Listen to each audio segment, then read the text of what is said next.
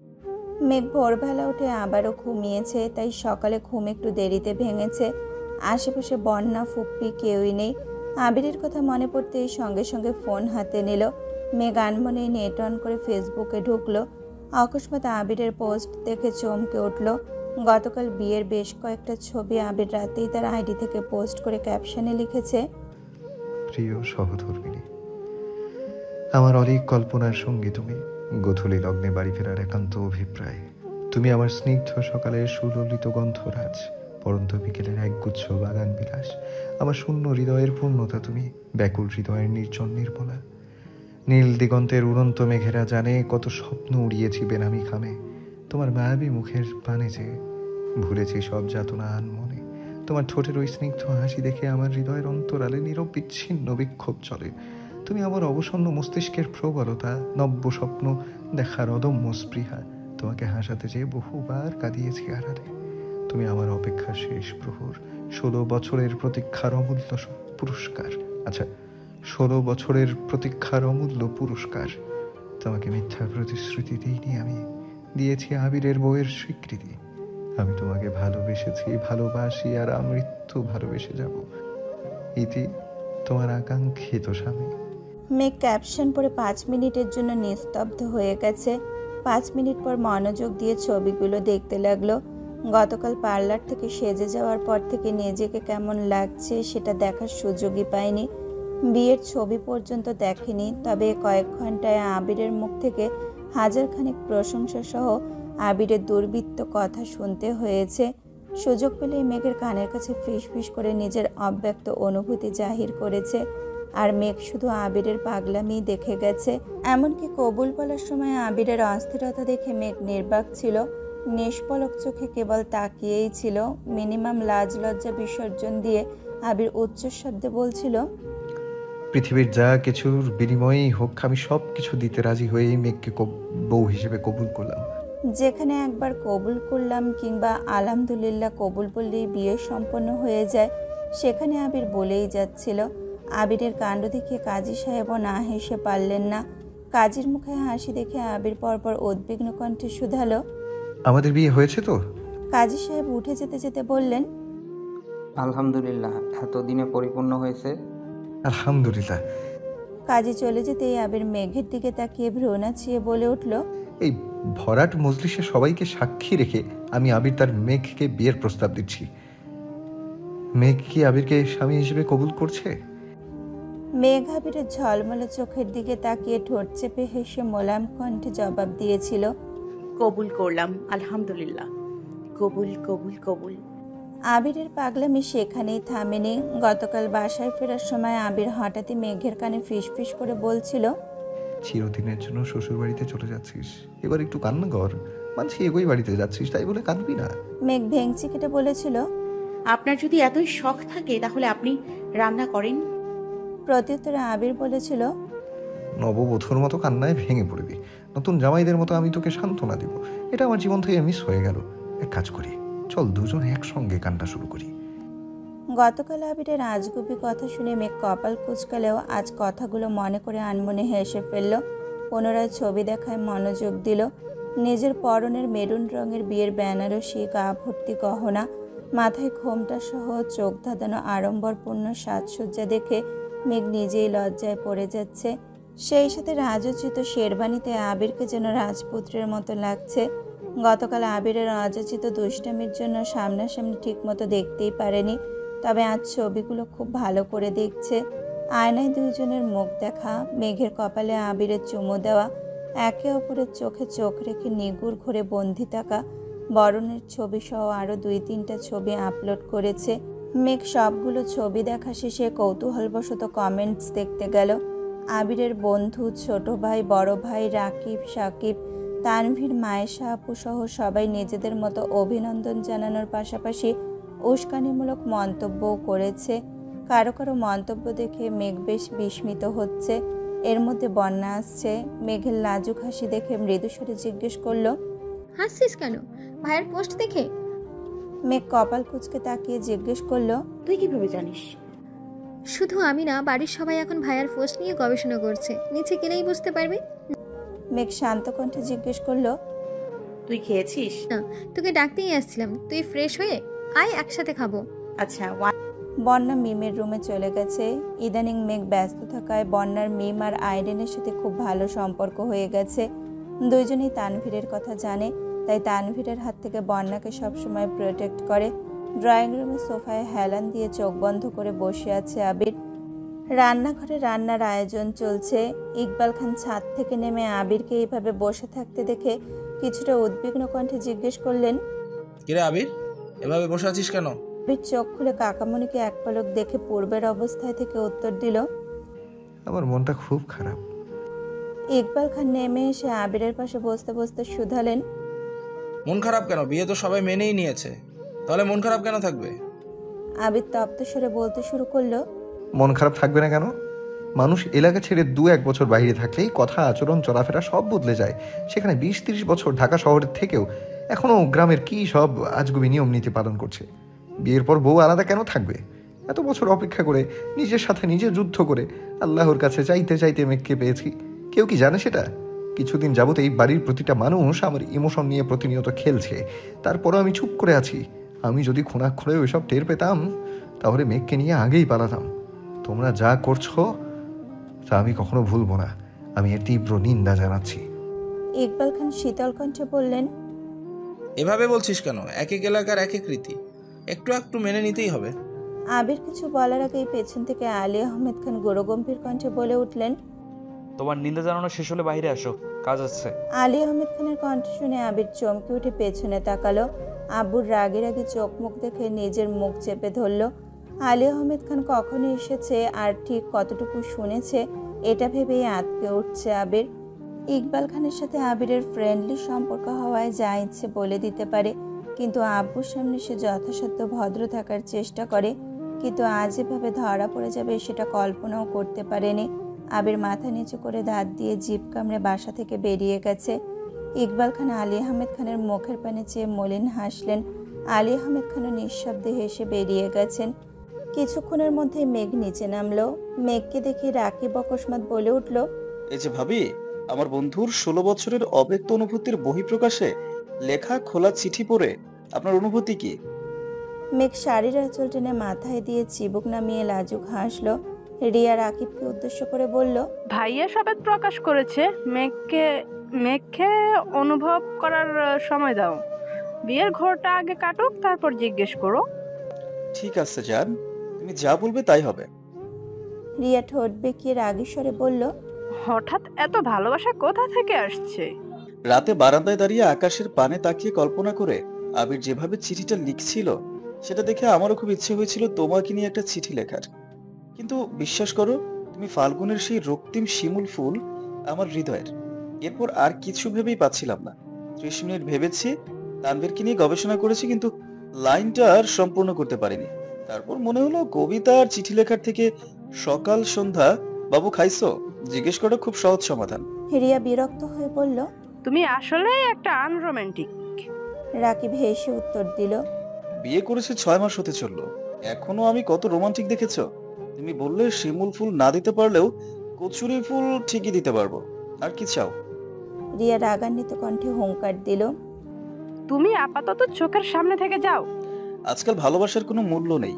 নিজের বিয়ে করা বউ বলে আমি নাকি আনরোমান্টিক? ধিক্কার জানাই।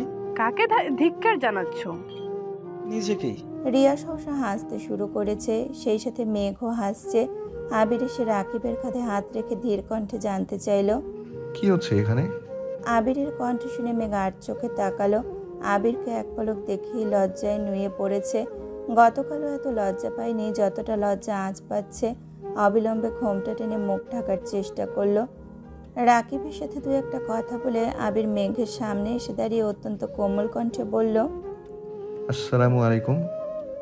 লজ্জায় আড়ষ্ট মেঘ ঠান্ডা কণ্ঠে বলল, ওয়ালাইকুম আসসালাম। শুভ সকাল বউ। শুভ সকাল। রাকিব গলা খাকারি দিয়ে বলল, তোর বউ এটা আমরা সবাই জানি, তাই বলে সারাদিন বউ বউ করবি?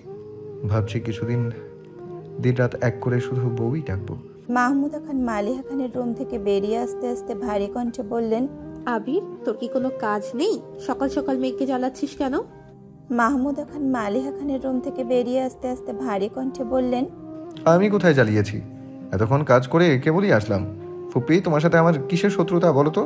আব্বুর সাথে তুমিও এমন আচরণ শুরু করেছো কেন? তোমাদের থেকে তো আমার শ্বশুরই ভালো। মেয়ে খেয়েছে কিনা দেখতে আমাকে জোর করে পাঠিয়েছেন, আর তোমরা? মাহমুদা খান রাশভারী কণ্ঠে বললেন, ভাইজান খুব সহজে মেনে নিয়েছে তো তাই বুঝতে পারছিস না। ভাইজানের ধমক না শোনা পর্যন্ত শান্তি পাচ্ছিস না, তাই না? তোর আচরণ নেই কোনো কারণে ভাইজান যদি রেগে যান, বাড়ি ভর্তি মেহমানের সামনে চিৎকার চেঁচামেচি করবে, কিন্তু বিষয়টা কি তখন ভালো লাগবে? তার থেকে শুনি শান্ত আছেন, তুইও একটু শান্ত থাক। ঠিক আছে, থাকলাম শান্ত। আবির মুখ ফুলিয়ে শ্বাস ছেড়ে মেঘের দিকে তাকিয়ে ব্যস্ত কণ্ঠে বলল, বউ, তুমি খেয়ে নিও। হ্যাঁ, তোমার ফুপু শাশুড়িটা ভালো না, একদম মহিলা হিটলারের মতো আচরণ করছেন। আমি এখন পালাই। আবির এক দৌড়ে বাসা থেকে বেরিয়ে গেছে। রাকিবও হাসতে হাসতে চলে গেছে। মাহমুদা খান হেসে বললেন, মেঘ খেতে বস, আমি ওকে ডেকে নিয়ে আসছি। একটু পরেই সবাই খেতে নেমেছে। মেঘকে দেখে জান্নাত বলে উঠল, তুমি আমার স্নিগ্ধ সকালের সলিত গন্ধরাজ, পরন্ত বিকালের একগুচ্ছ বাগান বিলাস। পাশ থেকে আইরিন বলল, ভাবি এটা না, আমার ওই লাইনটা বেশি ভালো লেগেছে। নীল দিগন্তের উড়ন্ত মেঘেরা জানে কত স্বপ্ন উড়িয়েছে বেনামি খামি। রিয়া মৃদু হেসে বলল, তোমরা শুধু শুধু মেঘকে জ্বালিও না। মেঘ, আমি তোমাকে ভালোবেসেছি, ভালোবাসি, আর আমৃত্যু ভালোবেসে যাব। তুমি একদম মন খারাপ করবে না, কেমন? ওদের দুষ্টুমিতে মেঘ চোখ তুলে তাকাতেই পারছে না। এর মধ্যে মালা এসে একটা চেয়ার টেনে বসলো। আইরিন মজার ছলে জিজ্ঞেস করলো, মালা আপু, আপনার কোন ডায়লগটা ভালো লেগেছে? কিসের ডায়লগ? আবির ভাইয়া মেঘ ভাবিকে নিয়ে ফেসবুকে খোলা চিঠি লিখেছে, আপনি দেখেননি? মালা আইরিনকে দেখে পরপর মেঘের লজ্জা মাখা আদলের পানে তাকালো। মনে মনে বিড়বিড় করলো, আমাকে ব্লক করে রাখলে কিভাবে দেখবো? আইরিন আবার জিজ্ঞেস করলো, দেখেননি? মালা বিরক্ত হয়ে বলল, খেয়াল করিনি। আবারও মনে মনে বিড়বিড় করলো। এসব আজেরে ভালোবাসা দেখলেই শরীরটা জ্বলে। বৌভাত উপলক্ষে মেঘ আজ অফ হোয়াইট রঙের মধ্যে গোল্ডেন স্টোনের একটা গর্জিয়াস লেহেঙ্গা পরেছে। আবির মেঘের সাথে ম্যাচিং করে অফ হোয়াইট রঙের স্যুট পরেছে। বাকিরাও যে যার মতো সেজেছে। মালা আজ হুট করে একটা গর্জিয়াস শাড়ি পরেছে। মালার সাজ দেখে সাকিব মেকি স্বরে বলল, ছ্যাঁকা খেয়ে মানুষকে ঘরের দরজা বন্ধ করে শব্দব্যাপী বা মাসব্যাপী কাঁদতে দেখেছি, অথচ তুই তা না করে নাচতে নাচতে বিয়ে খেতে চলে আসছিস। তোর কি মিনিমাম লজ্জা নেই? লাজ লজ্জা ধুয়ে কি শরবত খাবো নাকি? আর একটা কথা শুনে রাখ, আমি চাইলেই আবির ভাইকে বিয়ে করতে পারতাম, কিন্তু আমি মেঘের মতো এত উন্মাদ না যে আমার আবির ভাইয়া কি লাগবে। সাকিব ফিক করে হেসে বলল, কথায় আছে পাগলের সুখ মনে মনে। আর কি কি বলে নিজেকে সান্ত্বনা দিচ্ছিস জানাইস আমাকে, প্রয়োজনে আমি আরও কিছু অ্যাড করে দেব। আর রইল বাকি মেঘবতীর পাগলামির কথা। আবির ভাইয়া দেশে আসছেই মেঘকে পাগল করতে। 14 বছর তো একাই পাগলামি করে গেল। ভাইয়ার কি ইচ্ছে হয় না মেঘবতী তার জন্য একটু পাগলামি করবে, বাড়ি ফেরার অপেক্ষায় থাকবে, তাকে দেখার জন্য বা একটু কথা বলার জন্য উতলা হয়ে থাকবে? তার দিকে কেউ তাকালে অগ্নিকন্যার রূপ নেবে। মূল কথা, ভাইয়াকে পাগলের মতো ভালোবাসবে। মেঘবতীর মনে প্রবল প্রমত্ততা জাগাতে ভাইয়াই সব করছে। তাই তো তোর চোখে মেঘবতী উন্মাদ হলে আবির ভাইয়া তার গুরু। মালার আগে কটমট করে চলে যেতে নিলে অলক্ষিতে এই লিমনের সাথে ধাক্কা খেলো। মালা মাথায় হাত দিয়ে রাগান্বিত কণ্ঠে হুঙ্কার দিল, আপনি কি চোখে দেখেন না? লিমন মালার দিকে তাকিয়ে মৃদু হেসে বলল, মালার আগে ফোঁস করে চলে গেছে। মায়েশা আপু আর ওনার হাজব্যান্ড আজ দুপুরেই আসছেন। আবির কল দিতে দিতে অনেক কষ্টে আপুকে রাজি করিয়েছে। মেঘা আপুকে দেখিয়ে আহ্লাদি কণ্ঠে বলল, আপু মনে আছে তো? বাবুকে কিন্তু সর্বপ্রথম আমার কোলে দিতে হবে। হ্যাঁ গো, মনে আছে। দোয়া করো বাবু সুস্থভাবে হলে তোমার কোলে প্রথম দিব। মেঘ হাক্কাল হেসে বলল, ঠিক আছে। আবির মেঘের দিকে তাকিয়ে কিছু ভেবে আনমনে হাসলো। মেঘ বিষয়টা খেয়াল করে জিজ্ঞেস করলো, আসছেন কেন? এমনিতেই। বলুন। রাতে বলবো। না, এখনই বলুন। I love you. I want to hug you. I want to kiss you. মেঘ সঙ্গে সঙ্গে আবিরের হাতে চিমটি কেটে ব্যস্ত কণ্ঠে বলল, চুপ করুন। এখন তো চুপ করতেই বলবি, অফিসিয়াল বিয়ের 24 ঘন্টা পেরিয়ে গেছে, অথচ এখনো অফিসিয়াল আলিঙ্গনটাই করতে পারলাম না। মেঘ নিজের কপাল চাপড়ে বিড়বিড় করলো, এত নির্লজ্জ কবে হলেন আপনি? তোকে বিয়ে করার পর। সারাদিনের অনুষ্ঠান শেষে বিকেলের দিকে অনেক আত্মীয় স্বজনই চলে গেছেন।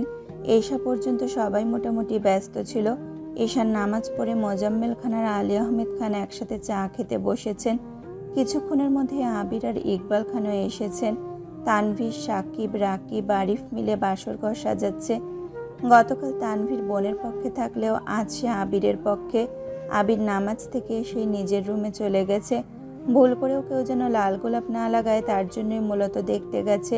ফুল কিনতে যাওয়ার আগেই তানভীরদের বারবার বলে দিয়েছে ভুলেও যেন লাল গোলাপ না আনে। মিনহাজ মেঘকে লাল গোলাপ দেওয়ার মতো বিশাল অপরাধের শাস্তিস্বরূপ আবির সেই রাগ মিনহাজের ওপর না দেখিয়ে গোলাপের ওপর দেখাচ্ছে। বিয়ে উপলক্ষে আবিরের রুম সম্পূর্ণ পরিষ্কার করা হয়েছে। আবিরের শৈশব কৈশোরের যত স্মৃতি ছিল সব সরিয়ে একদম ফাঁকা করে দিয়েছে। বিয়ের ঝামেলা মিটলে প্রয়োজনীয় সব জিনিসপত্র এনে রুমে সাজানো হবে। গায়ে হলুদের দিন থেকে আবির আব্বু চাচ্চুর মুখোমুখি বসেনি। অবশেষে আজ আবির আব্বু চাচ্চুর পাশে গিয়ে বসেছে। মোজাম্মেল খান চিন্তিত স্বরে বললেন, কিছু বলবে? জি বলো। আপনাদের পরিকল্পনার বাইরে আমি যে কাজগুলো করতে বলেছিলাম সেগুলোর খরচ জানতে চাচ্ছিলাম। আমি পেমেন্ট দিয়ে দিচ্ছি, সম্ভব হলে রাতে বা সকালের মধ্যে পরিশোধ করে দিবেন। আলী আহমেদ খান ঠান্ডা কণ্ঠে বললেন, তোমার দিতে হবে না আব্বু, আমি আগেই বলে রেখেছিলাম অন্ততপক্ষে আমার পরিকল্পনাগুলোর টোটাল পেমেন্ট আমি করব। মোজাম্মেল খান আস্তে করে বললেন, আচ্ছা তুমিই করো, কিন্তু এত তাড়াহুড়ো করার প্রয়োজন নেই। ইমার্জেন্সি সবার পেমেন্ট করে ফেলেছি, আর যারা নেয়নি তাদের কাল পরশুর মধ্যে দিয়ে দিব। আমি হিসাবটা দেখতে চাচ্ছিলাম চাচু। আমার কি কপাল, মেয়ের জামাই কত সুন্দর করে চাচু বলে ডাকছে। আবির মৃদু হেসে মেকি স্বরে বলল, মেঘের মতো আমিও কি আব্বাজান বলে ডাকবো? আলী আহমেদ খান, মোজাম্মেল খান এবং ইকবাল খান তিনজনই একসঙ্গে হেসে উঠলেন। প্রায় 1 ঘন্টা যাবৎ 4 জন মিলে হিসাব করছে। এইদিকে জান্নাত আর রিয়া মিলে মেঘকে সাজাচ্ছে আর বাসরের নিয়মকানুন শিখিয়ে দিচ্ছে। মেঘের মনে ভয়, লজ্জা, আতঙ্কের সাথে সাথে এক অজানা ভালো লাগাও কাজ করছে। রাত 10টার পর ওদের সাজানো শেষ হয়েছে। আবিরের নিষেধাজ্ঞা থাকায় লাল গোলাপ ছুঁয়েও দেখেনি। গাঁদা, বেলি, কাঠগোলাপ, 3-4 রঙের জারবেরা, জিনিয়া সহ যে যে ফুল পেয়েছে সব দিয়েই সাজিয়েছে। সাজানো শেষে মেঘকে নিয়ে বিছানার মাঝ বরাবর বসিয়েছে। মেঘের সামনে ফুলের পাপড়ি দিয়ে একটা লাভ এঁকে তাতে এ আর এম লিখেছে। তারপর শুরু হয়েছে দল ভাগাভাগি। কয়েকজন আবিরের পক্ষে থাকলেও বেশিরভাগই মেঘের পক্ষে। তানভীর আজ আবিরের পক্ষে শুনে বনা রাগি মুখ করে বলল, আপনি দুমুখে সাপের মতো আচরণ করছেন কেন? তানভীর হেসে বলল, বোনের বিয়ের পর স্বাভাবিকভাবেই বোন শ্বশুরবাড়িতে চলে যান। ভাগ্য ভালো আমার বোন আমার চোখের সামনে আছে। বোন শ্বশুরবাড়ি অন্য কোথাও হলে আজকের বাসরঘর সাজানো অসম্ভব ছিল। তাছাড়া বড় ভাই হয়ে ছোট বোনের বাসর আটকানো তেমন শোভা পায় না। বন্যা আর কিছু বলেনি। এদিকে আবিরদের হিসাব নিকাশের এক পর্যায়ে মোজাম্মেল খান বললেন, অনেক তো হিসেব দেখলে, এখন বরং যাও তুমি। আবির ঘাড় ঘুরিয়ে মালিহা খানকে উদ্দেশ্য করে বলল, আম্মু, তোমাদের যা যা নিয়ম কানুন আছে তাড়াতাড়ি শেষ করো, আমার ঘুম পাচ্ছে। মোজাম্মেল খান অকস্মাৎ কাঁদতে শুরু করলেন। ইকবাল খান আবিরের হাত চেপে বিড়বিড় করে বলল, বাবা চাচারা আছে, কথাবার্তা একটু সাবধানে বল। আবির ভ্রুকুচকে মনে মনে বিড়বিড় করলো, গত 2 রাতে 1 ফোঁটাও ঘুমাতে পারিনি। এখন বিয়ে করেছি বলে কি ঘুম পেলেও বলা যাবে না? বাকিগুলো সকালে দেখে নিও। আবির তপ্ত স্বরে বলল, আর কিছু দেখতে হবে না, যা লাগবে তানভীরকে বললেই হবে। মাহমুদা খান এসে মৃদু স্বরে বললেন, আবির তুই এখন রুমে যেতে পারিস। আবির হঠাৎই কেমন যেন লজ্জা পাচ্ছে, লজ্জায় উঠে যেতে পারছে না। আলী আহমেদ খান অকস্মাৎ বকে উঠলেন, এত লজ্জা পেতে হবে না, যাও। আবির মাথা নিচু করে উঠে রুমের দিকে চলে গেছে। রুমের সামনে যথারীতি 2 দল মানুষ দাঁড়িয়ে আছে। তানভীর আবিরের দলের হওয়া সত্ত্বেও ওরা জোরপূর্বক তানভীরকে রুমের ভেতর রেখেছে। আবির দরজা থেকে উঁকি দিয়ে বিছানাটা দেখে নিল। মাথায় ঘোমটা দিয়ে নববধূ বিছানায় বসে আছে। আবির বাকিদের উদ্দেশ্যে স্বাভাবিক কণ্ঠে বলল, কি চাই? তেমন কিছু না।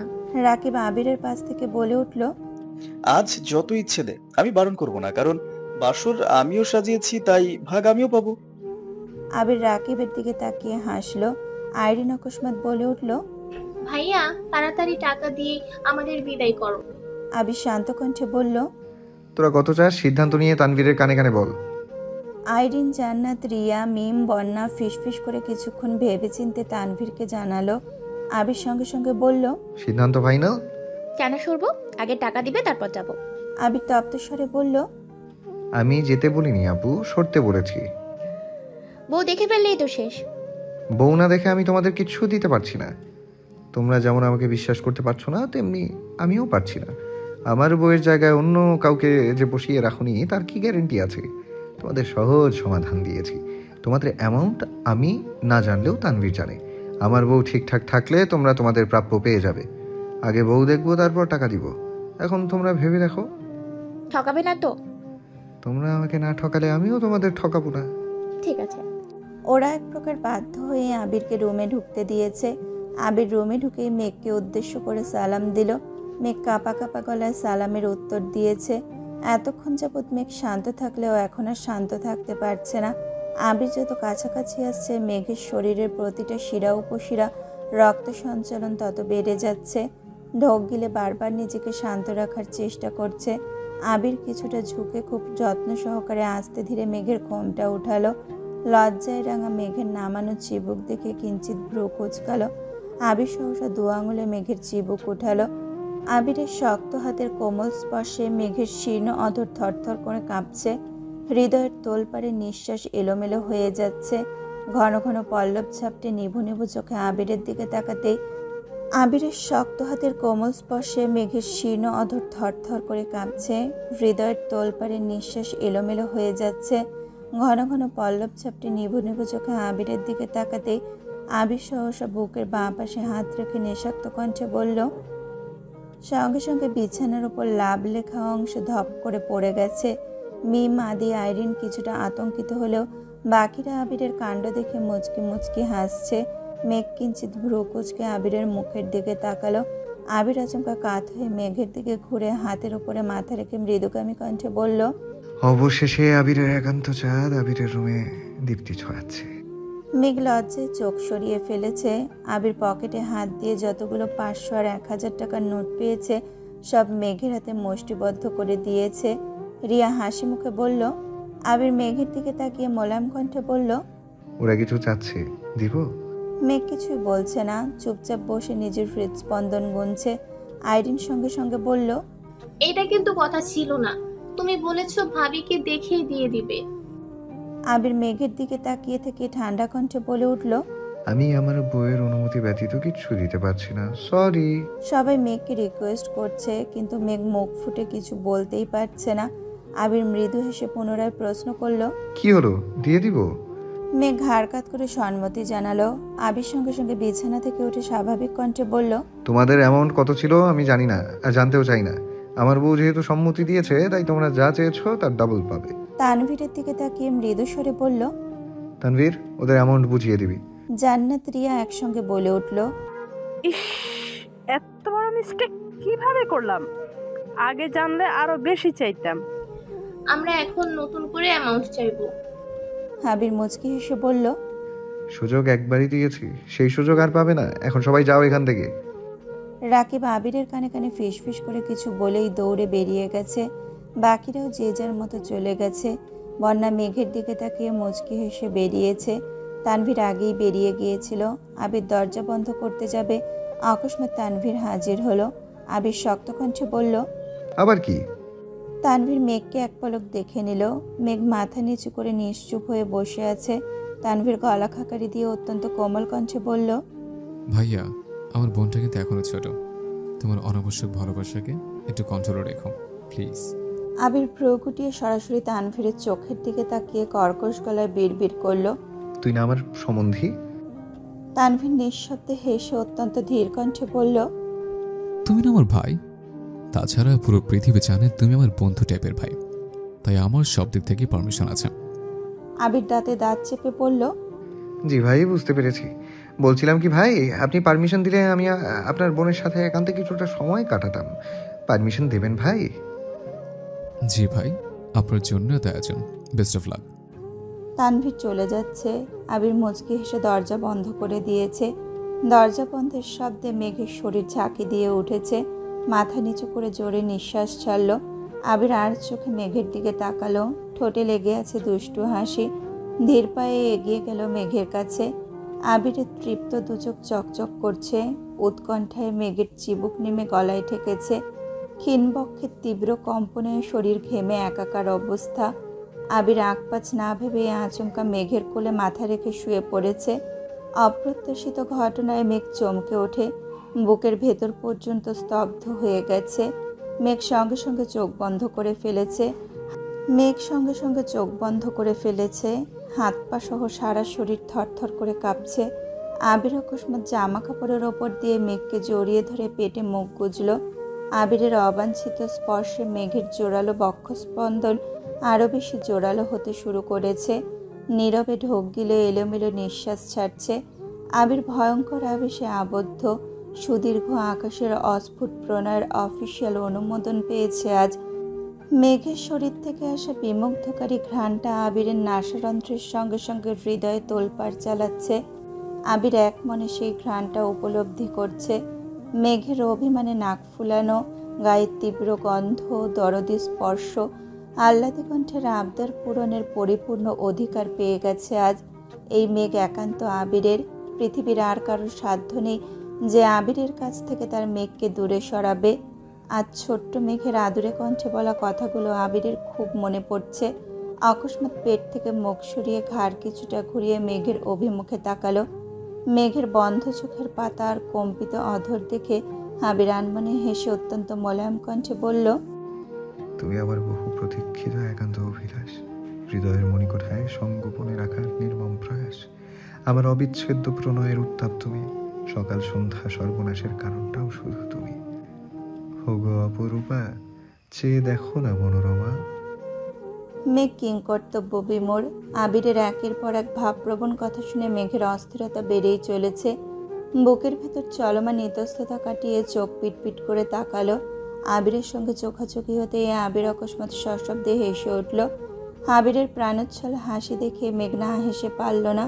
আবির হাসি থামিয়ে জিভ দিয়ে ঠোঁট ভিজিয়ে তপ্তস্বরে শুধালো, আমাকে পেয়ে খুশি তো? মেঘ মাথা দুলিয়ে স্বাভাবিক কণ্ঠে বলল, আলহামদুলিল্লাহ, অনেক খুশি। আপনি? আবির আবারও মৃদু হাসল। মেঘের কোল থেকে উঠে মুখোমুখি বসল।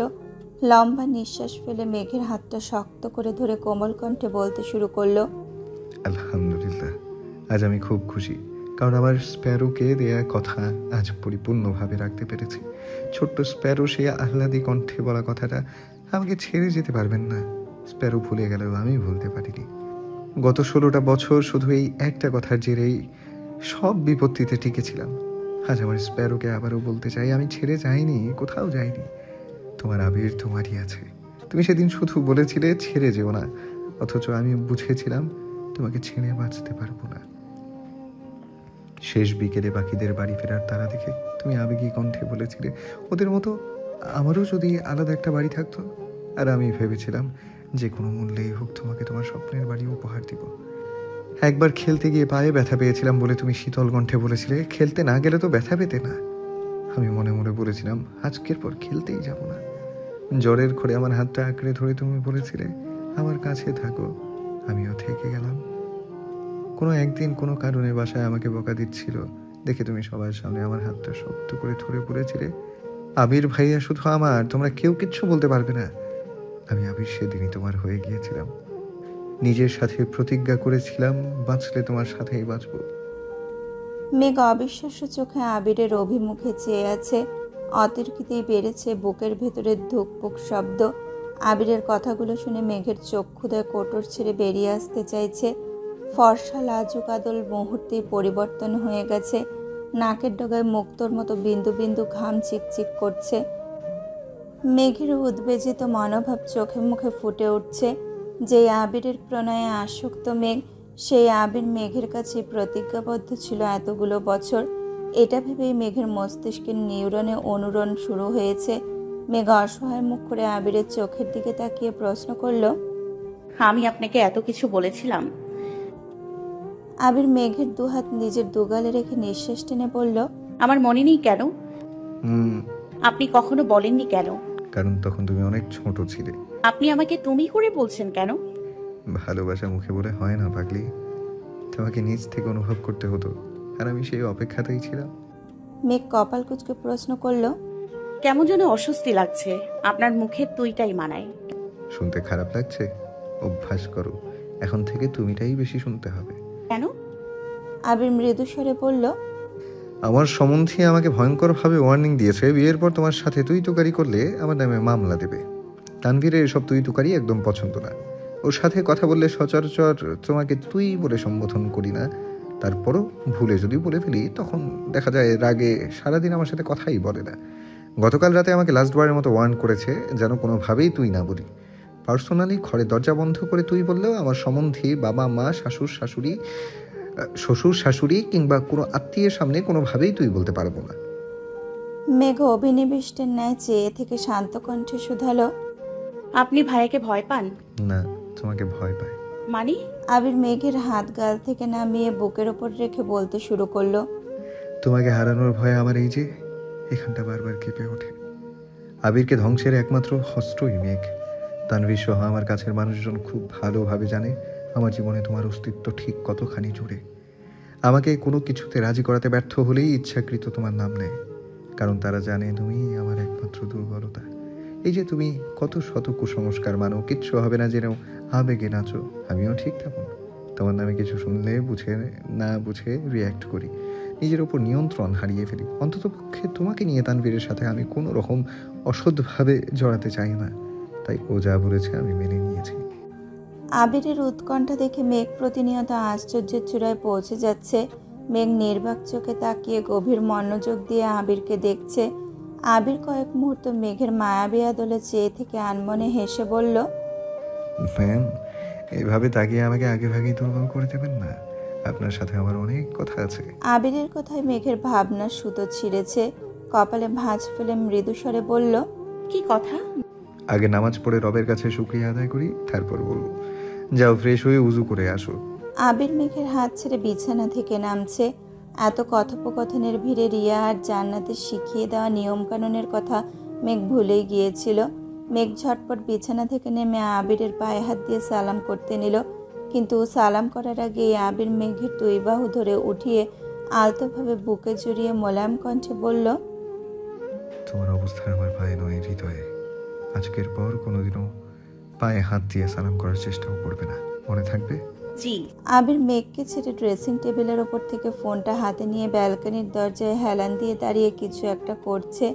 এদিকে মেঘ মনে মনে হাবিজাবি ভাবছে আর ব্যস্ত হতে গয়না খুলছে। গলার একটা গহনা খুলতে গিয়ে চুলে টান পড়তে মেঘ ব্যথায় উফ করে উঠেছে। আবির সহসা ফোন টেবিলের ওপরে রেখে মেঘের কাছে এসে জিজ্ঞেস করলো, কি হয়েছে? চুলে টান লাগছে। হাত ছড়াও, আমি দেখছি। মেঘ ভ্রু কোঁচকালো, তবে নিষেধ করলো না। আবিরের খুব মনোযোগ দিয়ে মেঘের চুল সরিয়ে গহনা খুলে দিয়েছে। মেঘ ভ্রু কোঁচকালো, তবে নিষেধ করলো না। আবির খুব মনোযোগ দিয়ে মেঘের চুল সরিয়ে গহনা খুলে দিয়েছে। মাথায় লাগানো ক্লিপগুলো খুলতে খুলতে কর্কশ কণ্ঠে বিড়বিড় করলো, আগেই বলেছি রাতে এত সাজগোজ করতে হবে না, তারপরও কেউ কথা শোনে না। আবিরের ঠান্ডা কণ্ঠের অভিযোগে সম্বিত ফিরল মেঘের। চোখ ঘুরিয়ে আবিরকে এক পলক দেখে হালকা করে কেশে শীতল কণ্ঠে ডাকলো, ভাই। অকস্মাৎ আবিরের সুপ্ত ক্রোধ চোখে ভেসে উঠেছে। মেঘের দিকে তাকিয়ে চোখ রাঙাতেই মেঘ দাঁত কেলিয়ে হেসে বলল, মজা করেছি। আবির প্রতি উত্তরে কিছুই বলল না। মেঘ ওয়াশরুম থেকে ফ্রেশ হয়ে আসতেই আবির চুপচাপ ওয়াশরুমে চলে গেছে। যথারীতি দু একজন একসঙ্গে দুরাকাত নফল নামাজ পড়ে নিয়েছে। নামাজ শেষ করে আবির মেঘের কপালে দীর্ঘ চুমু খেয়ে মেঘকে শক্ত করে জড়িয়ে ধরল। আবিরের সারাদিনের সব দুষ্টুমি খুনসুটি হঠাৎই পরিবর্তন হয়ে গেছে, কেমন যেন নিশ্চুপ হয়ে গেছে। আবিরের বুকের ওপর মাথা থাকায় মেঘ স্পষ্টভাবে আবিরের হৃদস্পন্দন টের পাচ্ছিল। মেঘ হঠাৎই তটস্থ কণ্ঠে শুধালো, কি হয়েছে আপনার? আপনি কি কোনো বিষয় নিয়ে চিন্তিত? আবির ঘন ঘন ঢোক গেলছে। মেঘকে বিছানার পাশে বসিয়ে আবির ফ্লোরে বসলো। মেঘ ব্যাকুল কণ্ঠে বারবার প্রশ্ন করছে। আবির উত্তর না দিয়ে কিছুক্ষণ চুপচাপ বসে রইল। আবির আচমকা বসা থেকে উঠে ওয়ার্ড্রপ থেকে একটা ছোট্ট বক্স বের করলো। আবির নাম লেখা একটা ডিজাইনিং লকেট বের করে মেঘের গলায় পরিয়ে দিতে দিতে মৃদু স্বরে বলল, এটা বাসর রাতের গিফট। মেঘ তৎক্ষণাৎ লাফিয়ে উঠে বালিশের নিচ থেকে একটা ঘড়ির বক্স বের করে আবিরকে দিয়ে বলল, এটা আপনার জন্য। আবির কপাল কুঁচকে প্রশ্ন করলো, বাসর রাতে গিফট দিতে হয়, এটা তোমাকে কে বলেছে? রিয়া আপু, জান্নাত আপু, তাছাড়া আমার বান্ধবীরাও বলেছে। আর কি কি বলেছে? আরো অনেক কিছু। আবির ভ্রু গুটিয়ে ধীর হস্তে কপাল চেপে শক্ত কণ্ঠে বলল, আমার বউটাকে ওরাই নষ্ট করেছে। মেঘ ঠোঁট কামড়ে বিড়বিড় করলো, না। আবির ঘড়িটা দেখে মুচকি হেসে বলল, এখন? মেঘ ঘড়িটা পরিয়ে দিয়ে আহ্লাদি কণ্ঠে শুধালো, পছন্দ হয়েছে? আমার একমাত্র বউয়ের দেয়া গিফট, পছন্দ তো হবেই। আবির তপ্ত স্বরে ফের বলল, তোমার জন্য আরো সারপ্রাইজ আছে। কি? আবির একটা অ্যালবাম বের করে মেঘের হাতে দিল। অ্যালবামের সর্বপ্রথম ছবিটা আবির আর মেঘের বিয়ের, দুজন পাশাপাশি বসা। মেঘ ঘাড় কাত করে আবিরের বাইসেপে রেখেছে, আবির মেঘের মাথার উপরে নিজের মাথা কাত করে রেখেছে। দুইজনের এক হাত সামনের দিকে, আবিরের হাতের তালুতে মেহেদি দিয়ে লেখা মেঘের আবির, আর মেঘের হাতে লেখা আবিরের মেঘ। মেঘ ছবিটা দেখে মৃদু হেসে অ্যালবাম খুলেছে। মেঘের জন্মের পর আবিরের প্রথম কোলে নেওয়ার ছবি। মেঘের 6 মাস, 1 বছর, 2 বছর বয়স থেকে শুরু করে বিয়ে পর্যন্ত আবিরের সাথে যত ছবি ছিল সবই অ্যালবামে আছে। মেঘ মুগ্ধ চোখে তাকিয়ে ছবিগুলো দেখছে। আবির পাশে দাঁড়িয়ে ছবিগুলোর বর্ণনা দিচ্ছে। ছোটবেলার ছবিগুলো ফ্যামিলি অ্যালবাম থেকে সংগ্রহ করা। কোন ছবি কখন কী অবস্থায় কাকে দিয়ে উঠিয়েছিল সবই আজ নির্দ্বিধায় বলছে। মেঘ নিস্তব্ধ হয়ে ছবিগুলো দেখছে আর আবিরকে দেখছে। মাঝখানে 9 বছরের একসাথে ছবি না থাকলেও লাস্ট 2 বছরের ছবিতেই তার উসুল তুলে ফেলেছে, যার মধ্যে হাতে গোনা কয়েকটা ছবি মেঘ নিজের ইচ্ছেতে তুলেছিল, বাকি সব আবিরের পার্সোনাল ফটোগ্রাফার তুলে দিয়েছে। অ্যালবাম দেখা শেষ হতেই মেঘ দীর্ঘ নিঃশ্বাস ছাড়ল। আবির মৃদু স্বরে জিজ্ঞেস করলো, রাগ করেছো? মেঘ ঠোঁট ফুলিয়ে চেয়ে আছে। আবির নিরেট কণ্ঠে বলল, রাগ করো না প্লিজ, এটা দেখে রেগে গেলে পরেরগুলো তো বলতেই পারবো না। পরে কি? আবির একটা চাবির গোছা মেঘের হাতে দিয়ে বলতে শুরু করলো, আজ থেকে এই চাবির গোছাটা তোমার। এখানে আমার রুমের প্রতিটি তালাবদ্ধ জিনিসের চাবির পাশাপাশি আমার অফিসের সব চাবি আছে। তুমি আমার অর্ধাঙ্গিনী, তাই আজ থেকে আর কোনো লুকোচুরি নয়। আমার যা কিছু আছে সব কিছুতে তোমার অধিকার। মেঘ আজ হতবিহ্বল যে আবির নিজের জিনিসপত্র কখনো কাউকে ছুতে দেয় না, রুমে ঢুকতে দেয় না, সব কিছুতে তালা দিয়ে রাখে। সে আজ নিজের হাতে সব দায়িত্ব মেঘকে দিয়ে দিচ্ছে। আবিরের এত পরিবর্তন মেঘ স্তব্ধ চোখে কেবল দেখেই যাচ্ছে। আবির অকস্মাৎ মেঘের মুখোমুখি দাঁড়ালো। আচমকা ধপ করে মেঘের পায়ের কাছে বসে পড়েছে। আবিরের গায়ে যেন পা না লাগে তার জন্য মেঘ সঙ্গে সঙ্গে পা সরিয়ে থমথমে কণ্ঠে শুধালো, কি হয়েছে আপনার? আবির পেছন থেকে একটা সুন্দর গিফট বক্স বের করে মেঘের হাতে দিল। মেঘ ভ্রু কুঁচকে প্রশ্ন করলো, কি এটাতে? দেখো। বক্স খুলতে 2টা ব্যাংক চেক চোখে পড়েছে। মেঘ অ্যামাউন্টটা ঠিক মতো খেয়াল করেনি। কৌতূহলবশত চেক তুলে বিস্ময় সমেত তাকালো। বক্সের স্বর্ণের বেশ কিছু গহনা। মেঘ বারবার আবিরের দিকে তাকাচ্ছে। আবিরের ঠোঁটে মলিন হাসি। মেঘ গহনাগুলো তুলে বিছানার পাশে রাখছে। কাগজের মতো কিছু লাল ফিতা দিয়ে পেঁচানো দেখে মেঘ স্বাভাবিকভাবে খুলতে নিল। খুলতেই দেখলো একটা দলিল। কিছুটা পড়ার পর বুঝতে পারলো কোনো একটা জায়গা আবির মেঘের নামে করে দিয়েছে। মেঘ আশ্চর্য নয়নে তাকিয়ে প্রশ্ন করলো, এসবের মানে কি? আবির মুচকি হেসে বলল, স্প্যারোজ ড্রিম হাউস তোমার বাড়ি, একান্তই তোমার। সেখানে আমার কোনো অধিকার নেই। মেঘ কিঞ্চিত রাগী স্বরে বলল, অধিকার যদি নাই থাকবে তাহলে আমার বাড়ি আপনি আমাকে না জানিয়ে কেন করেছেন? আগে আমাকে বললেন না কেন? শুরুতে জানানোর মতো পরিস্থিতি ছিল না। কেন? সময়টা ছিল ডিসেম্বর মাস। মাইশা আপুর বিয়ে থেকে মানার কারণে তোমাকে জোর করে নিয়ে আসছিলাম। আমি অফিস থেকে এসে তোমাকে সময় নিয়ে বোঝাতে চেয়েছিলাম মানার সাথে আমার কিচ্ছু নেই, অথচ তুমি আমার আসা পর্যন্ত জাস্ট 10 মিনিট অপেক্ষা করতে পারলে না। আমাকে গুরুত্ব না দিয়ে মিনহাজদের গুরুত্ব দিয়েছিলে, তার জন্য তোমার প্রতি অভিমান হয়েছিল। সেই অভিমান তোমার আব্বুর কথায় জেদে পরিণত হয়েছিল। ওনার মেয়েকে রানীর মতো রাখতে গেলে আগে রানীর স্বপ্নগুলো পূরণ করা জরুরি ছিল। সেই রাতেই 3-4 দিনের জন্য চলে গেলাম। রাত দিন এক করে সব কিছু রেডি করে এসেছি। যেদিন বাসার কাজ শুরু করব তার আগের দিন থেকে আপনাকে এত মতে রিকোয়েস্ট করলাম, কিন্তু তুমি এতটাই জেদি যে কোনোভাবেই যেতে রাজি হলে না। তোমাকে সারপ্রাইজ দিতে চেয়েও দিতে পারলাম না, তাই সিদ্ধান্ত নিয়েছিলাম বাসার কাজ পুরোপুরি শেষ করেই জানাবো। মেঘ শক্ত কণ্ঠে বলল, ইস, মিস করলাম। বাকিগুলো দেখে শেষ করো। মেঘ আবারও বক্স হাতে নিল, কিছু চিরকুট, আবিরের অফিসের কিছু ডকুমেন্টসের সাথে কয়েকটা 500 আর 1000 টাকার বান্ডিল। এত টাকার বান্ডিল দেখে মেঘ আশ্চর্যজনিত নয়নে তাকিয়ে উদ্বিগ্ন কণ্ঠে শুধালো, এত টাকা কার? আবির মোলায়েম কণ্ঠে বলল, তোমার। মানে এত টাকা দিয়ে আমি কি করব? এগুলো সব কাবিনের।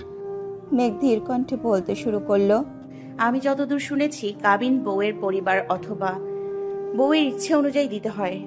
আমি বউ হয়ে বলছি, আমার কাবিনের কোনো প্রয়োজন নেই। আমি আপনাকে চেয়েছি, আলহামদুলিল্লাহ আপনাকে পেয়ে গেছি। আমার আর কিছুই চাওয়ার নেই। আপনার এত গিফট, টাকা, ব্যাংক চেক, এসবের কোনো কিছুই আমার চাই না। বিয়েতে কাবিন যদি আবশ্যক হয় তবে আমি কাবিন হিসেবে আপনাকে চাইবো। আমৃত্যু শুধু আপনাকেই চাইবো। মেঘের দুচোখ ছলছল করছে, নিজেকে সংযত করতে তাড়াতাড়ি শ্বাস টানলো। আবির দুর্বোধ্য নেত্রে মেঘের মায়াবী আননে চেয়ে আছে। অল্পেতে লজ্জায় আড়ষ্ট হওয়া মেয়েটার অদম্য কণ্ঠের আকাঙ্ক্ষা শুনে আবির শীতল চোখে চেয়ে মুচকি হাসল। মেঘ এতক্ষণ কি বলেছে নিজেও জানে না। আবিরের অন্যরকম চাহনিতে কিছুটা লজ্জা পেয়েছে। আবির চোখ মুখ গুটিয়ে শান্ত কণ্ঠে শুধালো, যা দিয়েছি সব কিছু সহ আবির যদি তোমার হয় তাহলে কাবিন নিয়ে কি তোমার কোনো আপত্তি আছে? মেঘ সঙ্গে সঙ্গে আবিরের দিকে তাকিয়ে শ্বাস ছেড়ে ঠোঁট ফুলিয়ে নিষ্পাপ কণ্ঠে বলে উঠল, আমার আবির হলেই হবে। আবির ভ্রু উঠাতেই মেঘ থতমত খেয়ে বলল, সরি, আপনাকে হলেই হবে। আমি তো তোমারই, বাকি যা দিয়েছি ওই সবও তোমার। এগুলোর পর কাবিন হিসেবে তোমার কি আমার কাছে আর কিছু চাওয়ার আছে? মনে মেঘ সাবলীল ভঙ্গিতে বলল, আমার আর কিছুই লাগবে না। কষ্ট থাকবে না তো? মেঘ একেল হেসে বলল, আমার মনে কষ্টের ছিটে ফোটাও নেই, কারণ আপনাকে পেয়ে গেছি যে। আবির অনুগ্রহ হেসে টেবিলের ওপরে রাখা একটা বই থেকে কাগজ এনে মেঘের হাতে দিল। তেমন একটা গুরুত্ব না দিয়ে মেঘ জিজ্ঞেস করলো, কি এগুলো? পড়ো। মেঘ বিড়বিড় করে পড়ছে। কিছুটা পড়তেই বুঝতে পারলো এটা কাবিননামার কপি। মেঘ সঙ্গে সঙ্গে তাকালো। বরের স্বাক্ষরের জায়গায় সাজ্জাদুল খান আবির লেখা, আর কন্যার স্বাক্ষরের জায়গায় মাহাদিবা খান মেঘ। বিবাহ রেজিস্ট্রি করার তারিখ 3/2/2000, যা আজ থেকে আরো 3 বছর আগের। এটা দেখে মেঘ বিস্তীর্ণ চোখে তাকিয়ে এক হাতে নিজের মুখ চেপে ধরেছে। মেঘের হাত থরথর করে কাঁপছে, কান দিয়ে গরম হাওয়া বের হচ্ছে, মস্তিষ্কে বিদ্যমান স্নায়ুগুলো ধপধপ করে কাঁপছে, বুকের ভেতরটা দুরু দুরু কেঁপেই চলেছে। নিজের চোখে বিশ্বাস করতে পারছে না। মেঘ সর্ষব্যস্ত চোখে আবিরের দিকে তাকালো।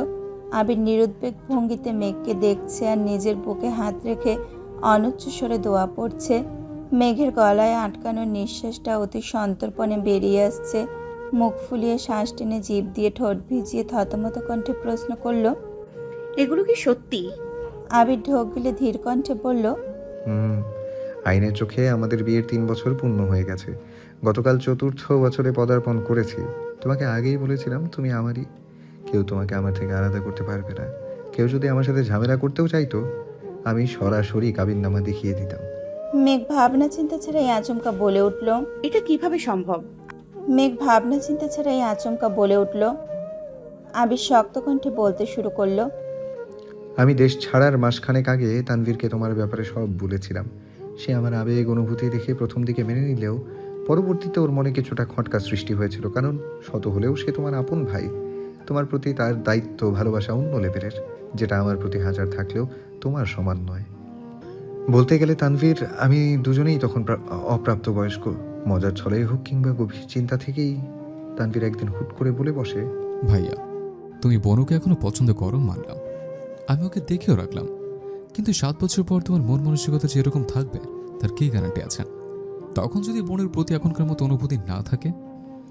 তানভীরের কথা শুনে আমার মনে চিন্তা জাগে। আমি নিজেও কখনো সেভাবে ভেবে দেখিনি, তাই ভেবে চিন্তে সিদ্ধান্ত নিলাম তোমাকে বিয়ে করব। কেন সেই সিদ্ধান্ত নিয়েছিলাম আমি নিজেও জানি না, শুধু মনে হয়েছিল তানভীর যা বলেছে একদম ঠিক বলেছে। তানভীর মজার ছলে বললেও আমি দুশ্চিন্তায় ঘুমাতে পারছিলাম না। তানভীরকে জানানোর পর সে খুব রিকোয়েস্ট করেছে যেন বিয়ের ঝামেলা না করি। ও এমনিতেই এইসব বলেছিল, আরও অনেক কিছু। আমার মাথায় তখন কিছুই ঢুকছিল না। আমার কাছের বন্ধুর বাবা কাজী, তাই তৎক্ষণাৎ খোঁজ নিলাম। তোমার বয়স অনেক কম ছিল তখন, তোমার আমার প্রতি তীব্র ঘৃণাও ছিল। সব মিলিয়ে তখন বিয়ে সম্ভব ছিল না। তাছাড়াও কিছু নিয়ম নীতি ছিল যার কারণে আঙ্কেল কোনোভাবেই রাজি হচ্ছিল না। কিন্তু তখন আমার একটাই জেদ ছিল, যেভাবেই হোক বিয়ে আমার করতেই হবে। আঙ্কেলকে বিস্তারিত বুঝিয়ে খুব কষ্টে রাজি করিয়ে রাকিব, তানভীর আর সুজনের উপস্থিতিতে বিয়ের কাজ সম্পন্ন করে দেশ ছাড়ি। আবির দীর্ঘ নিঃশ্বাস ছেড়ে পুনরায় বলতে শুরু করলো, বিশ্বাস করো, আমি তখন কোনো কিছু ভাবিনি, এত কিছু বুঝিনি। শুধু বুঝেছিলাম তোমাকে আমার লাগবে, সেটা যে কোনো বলতেই হোক। মস্তিষ্কে শুধু একটা চিন্তাই ঘুরপাক খাচ্ছিল, তোমাকে বৈধতার চাদরে মোড়ানো। পাওয়া না পাওয়ার মাঝে আমি তখন বাস্তবে জ্ঞান হারিয়ে ফেলেছিলাম। ভবিষ্যতে কি হবে বা হতে পারে সব ভুলে গিয়েছিলাম। বিয়ে পরিপূর্ণ হবে না জেনেও আবেগের তাড়নায় বিয়ে করেছিলাম। নিশ্চুপ মেঘ এবার মুখ খুলল, কিছুটা বিস্মিত হয়ে জানতে চাইল, আমার সাইন কে দিয়েছিল? তুমি। কিভাবে? আমি তো এসবের কিছুই জানতাম না। মনে আছে তানভীর একদিন ঘুরতে নিয়ে তোমাকে বিয়ের কথা বলেছিল? হ্যাঁ মনে আছে। আমাকে এমনই একটা কাগজে সাইন করতে বলেছিল। আমি জিজ্ঞেস করেছিলাম এটা কিসের কাগজ। ভাইয়া বলেছিল বিয়ের। আমি তখন সেভাবে গুরুত্বই দেইনি, ভেবেছিলাম ভাইয়া মজা করছে। আবির কপাল কুটিয়ে জানতে চাইল, কেন আমার নাম বলেছিল মনে নেই? হ্যাঁ এটাও মনে আছে। বিয়ের কথা বলায় আমি যখন হাসছিলাম তখন ভাইয়া জিজ্ঞেস করছিল আমাকে যার তার কাছে বিয়ে দিলে আমার আপত্তি আছে কিনা। আমিও সুন্দর করে বলেছিলাম কোনো আপত্তি নেই, তুমি যাকে বলবা তাকেই বিয়ে করে নিব। আমার সত্যিই তখন কোনো আপত্তি ছিল না, কারণ তখন আমার জীবনে আপনি ছিলেন না। আমার চোখে আমার ভাই সবার সেরা ছিল। সে যা বলতো আমি সবকিছু মেনে নিতাম। ভাইয়া তখন আপনাকে বিয়ে করার কথা বলেছিল আর আমি ভাইয়ার কথায় আপনাকে বিয়ে করতে রাজি হয়ে গিয়েছিলাম। আমি ভেবেছিলাম ভাইয়া মজা করছে, তাই যা বলেছিল সবেতেই হ্যাঁ হ্যাঁ করে সাইনও করে দিয়েছিলাম। তারপর ভাইয়ার সাথে এ বিষয়ে আমার আর কোনো কথাই হয়নি। ভাইয়া কিছু বলেনি আর আমি তো সেই ঘটনা বেমালুম ভুলেই গিয়েছিলাম। আবির মলিন হেসে বলল। মেঘ হাঁ করে আবির, ওই দিনই তোমার আমার সাথে বিয়ে হয়ে গিয়েছিল। তানভীরের সাথে সাথে সেখানে কাজী সাহেব, সুজনরাও উপস্থিত ছিল, তাছাড়া ফোনে আমিও ছিলাম। মেঘ হাঁ করে আবিরের দিকে তাকিয়ে আছে। আবির গলা খাকারি দিয়ে আবারও বলতে শুরু করলো, আমি সাইন করার দিনই তোমাকে বউ হিসেবে কবুল করেছিলাম, কিন্তু তোমারটা বাকি ছিল। তোমাকে বিস্তারিত বোঝানোর পরিস্থিতি ছিল না, তাই তানভীর যেভাবে পেরেছে ম্যানেজ করেছে। আমার কথা ছিল যেহেতু তোমার সাথে তখন মানসিক বা শারীরিক কোনো সম্পর্কে আমি জড়াবো না, তাই শুধু আইনি কাজটা সম্পন্ন করে রাখবো।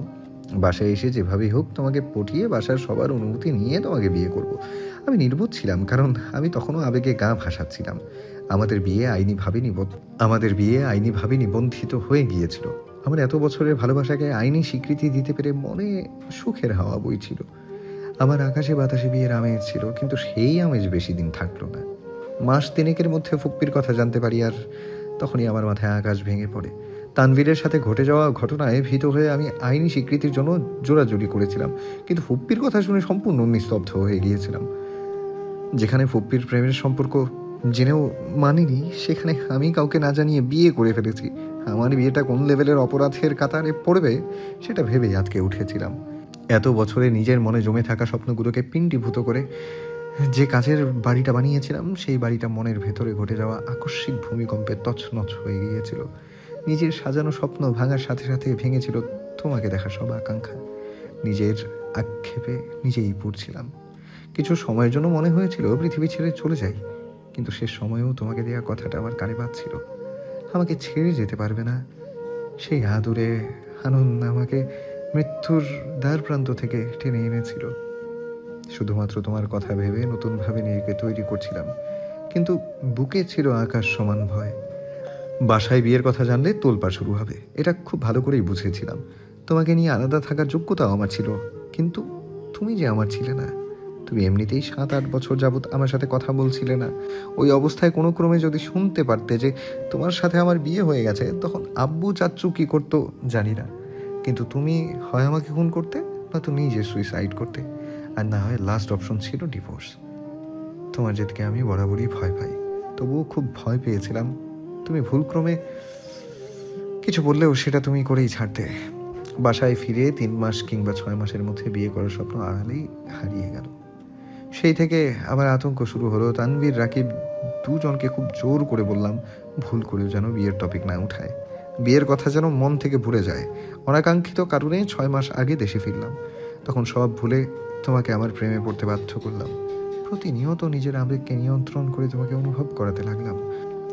আলহামদুলিল্লাহ, বছর খানেকের মধ্যে আমি সফলও হয়ে গেলাম।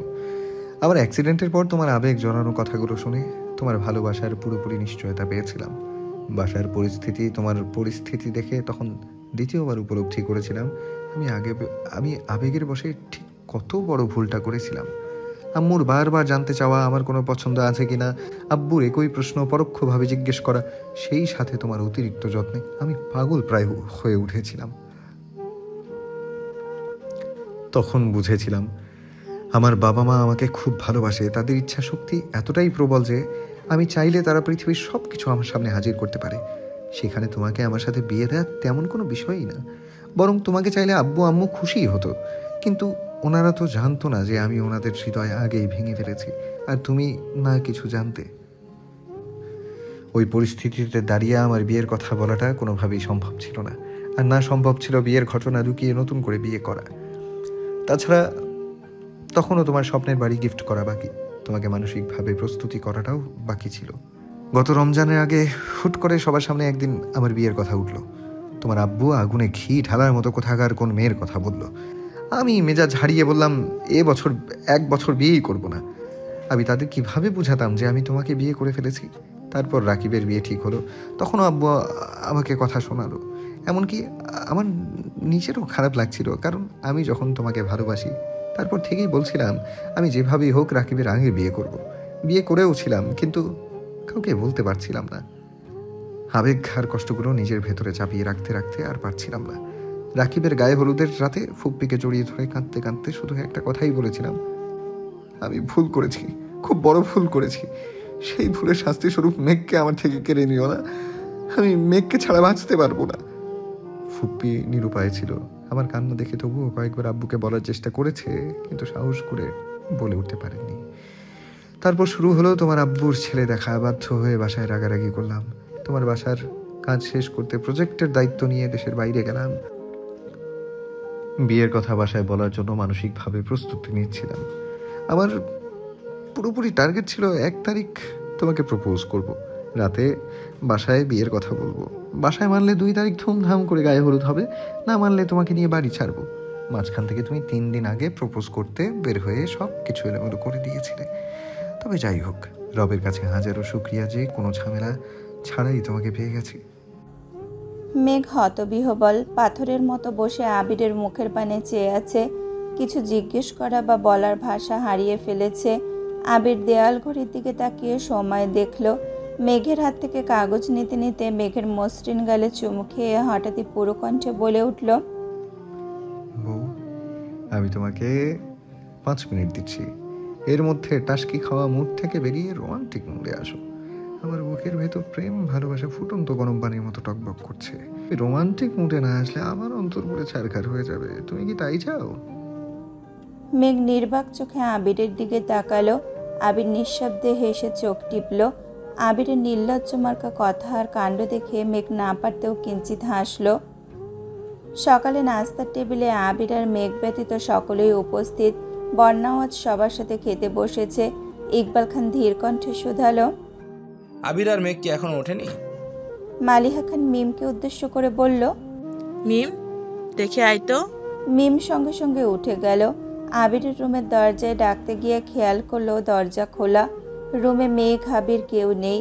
মিম রুমের ভেতরে ঢুকে ভালোভাবে দেখলো। সহসা বাইরে এসে উচ্চস্বরে বলল, ভাইয়া আপু কেউই রুমে নেই। আলী আহমেদ খান সঙ্গে সঙ্গে তানভীরের দিকে তাকালেন। তানভীর আতঙ্কিত কণ্ঠে বলল, আমি সত্যিই কিছু জানি না। বন্যা ভ্রুকুচকে সন্দেহের দৃষ্টিতে তানভীরের দিকে তাকিয়ে আছে। তানভীর চোখ ঘুরিয়ে বন্যার চোখের পানে তাকিয়ে শুকনো ঢোক গিলল। বন্যা মুখ ফুলিয়ে আলগোছে ভ্রু নাচালো। তানভীর এমনভাবে ঠোঁট উল্টালো যেন সে কিছুই জানে না। মোজাম্মেল খান স্বাভাবিক কণ্ঠে বললেন, ওরা আর কোথায় যাবে, হয়তো সাধে আছে। তানভীর ফোন বের করে আবিরের নাম্বারে কল দিল। আবির কল রিসিভ করে মৃদু হেসে বলল, আসসালামু আলাইকুম সমন্দি সাহেব। তানভীর গম্ভীর কণ্ঠে বলল, ওয়ালাইকুম আসসালাম। কোথায় তোমরা? পালাচ্ছি। মানে? তোদের অত্যাচারে অতিষ্ঠ হয়ে গেছি, তাই চলে যাচ্ছি। কিন্তু যাচ্ছ কোথায়? হানিমুনে। বউ ঘুমাচ্ছে, এখন রাখছি। আবির সঙ্গে সঙ্গে কল কেটে দিয়েছে। তানভীর ফোনের স্ক্রিনে তাকিয়ে চাপা নিঃশ্বাস ছাড়ল। চলন্ত ট্রেনের ঝাঁকির সাথে আবিরের অল্প বিস্তর কথার শব্দে মেঘ ঘুমো ঘুমো চোখে তাকিয়ে নিজেকে আবিরের কোলে আবিষ্কার করলো। আবির মুচকি হেসে বলল, শুভ সকাল বউ। মেঘা আশেপাশে চোখ ঘুরিয়ে ভালোভাবে দেখে চিন্তিত স্বরে জানতে চাইল, আমরা কোথায় যাচ্ছি? কক্সবাজার। মেঘ প্রশস্ত নেত্রে আবিরের মুখের পানে তাকিয়ে আছে। আবির আলতো হাতে মেঘের চুলে হাত বুলিয়ে দিচ্ছে আর মিটি মিটি হাসছে। আবিরের দুষ্টুমিপূর্ণ হাসি দেখে মেঘের স্নেহব্যঞ্জক প্রদোষের একের পর এক আবেগপূর্ণ দৃশ্য মনে পড়তে শুরু করেছে। দীর্ঘায়ত গত রাত ছিল আবিরের অতৃষ্ণ অনুরাগ প্রকাশের রাত, নিজের অন্তর্নিহিত আবেগ অনুভূতি জাহির করার রাত। অব্যক্ত অনুভূতি প্রকাশে চুল পরিমাণ কঞ্জুসপনাও করেনি সে। প্রায় শেষ রাতের দিকে আবিরের সন্তপ্ত ভালোবাসা অন্ত ঘটে। শাওয়ার নিয়ে ফজরের নামাজ পড়ে আবির মেঘকে একটা হালকা বেগুনি রঙের শাড়ি পরিয়ে নিজের হাতে সযত্নে ঘুম পাড়িয়ে দিয়েছিল। সেই ঘুম ভেঙেছে এখন। মেঘের নির্বাক চোখের চাহনিতে আবির আচমকা ভ্রু নাচালো। মেঘ লাজুক হেসে সঙ্গে সঙ্গে দুহাতে মুখ লুকিয়ে ফেলেছে। আবির অত্যন্ত শীতল কণ্ঠে শুধালো, এখনো এত লজ্জা পেরে হবে? লজ্জায় আশার মেঘ মুখ ফুটে আর কিছুই বলতে পারল না। খানবাড়িতে কিছু সময় নীরবতা চলল। জান্নাত, রিয়া, আইরিন, মিম, বন্যা সবাই একে অপরের মুখের পানে চেয়ে আছে। তানভীর মাথা নিচু করে বসে আছে।